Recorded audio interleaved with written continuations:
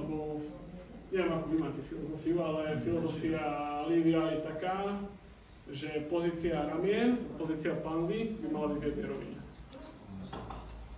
A nie na tomto, na ďalšom videu sa mi dá, že to bude pekne vidno, ako ona pravou časťou tela ide pred tú pánu, hej, že vyjazd dopredu.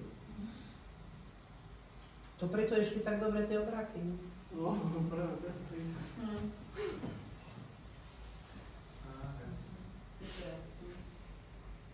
A tu všetko vidíte abdukciu, flexiu, celé proste toho tela, ako sa hýbe.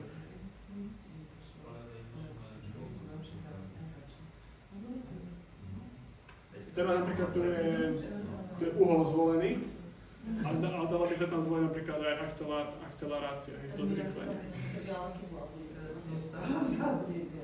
No?